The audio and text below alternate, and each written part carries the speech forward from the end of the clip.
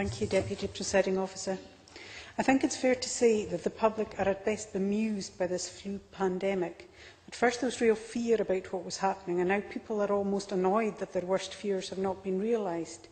I think we should be delighted that our worst fears have not been realised, and I'm sure it's because of a number of factors: the time of year, the steps taken by our governments to manage the spread of the virus, and also the work undertaken by our health professionals. However, there are issues of concern and confusion. Why were people not told when they came into contact with people at concerts or on aeroplanes? What is close contact, and why were some passengers traced while others are not? I dare say the whole episode is a learning curve, but we need to be clear about the lessons learned so far to make sure that this information is in the public domain. While this debate might appear to be the most timeliest, it does give an opportunity for that information to be aired and put out there in public. People need to be able to understand what has happened, what difference the management of the outbreak has made, and what future precautions they should take. For example, we are told that the virus could reoccur later in the year and could have very different consequences. Why is that? We need to have clear information so that people don't become blasé about the threat, which might mean they might not be vigilant during a subsequent outbreak. Presiding Officer, I want to concentrate my comments on how remote and rural areas will be served during the outbreak. The government information suggests that people should organise flu friends made up of neighbours who will get shopping and medicines for those affected. In urban areas, this probably means a quick run down the road. However, in rural areas, this is a much greater time commitment. Shops and GP surgeries, pharmacies can be many miles away, and sometimes in our island communities that can even mean a ferry trip. While we all recognise that neighbours in those areas tend to go the extra mile, I'm not sure if flu friends are always a practical solution. Jamie Stone mentioned the concerns about NHS Island and that they're looking into this, but as far as I can see, they haven't found a solution.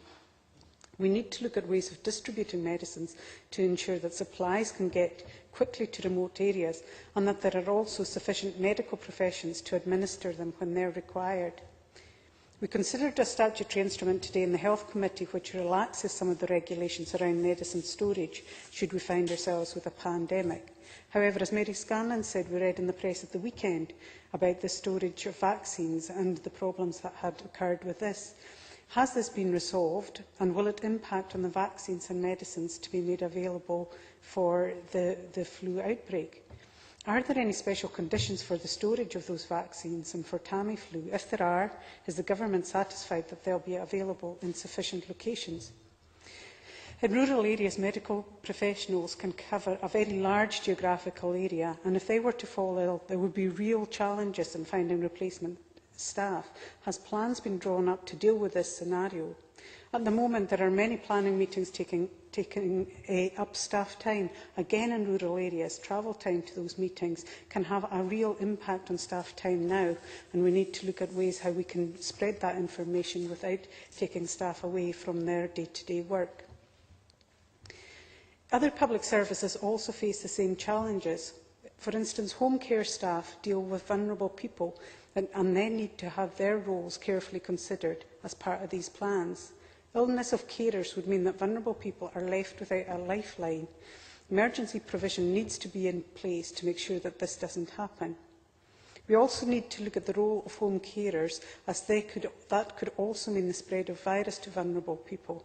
Home carers often have several clients, and what training have they received to help them to take steps to prevent the spread of the virus, and what support is in place to make sure that they have the information they need? And while most home carers are employed by the local authority, it's not always the case. Therefore, we need steps to make sure that we reach those who work only for private clients. There are many other public services that involve contact with large numbers of members of the public, and we also need to consider them. Will frontline staff and people who work in jobs where they are likely to come in contact with people be treated differently to the majority of the population? People who work in our transport system must be more vulnerable to infection because they see people, and they are also more vulnerable to spread the infection of the virus.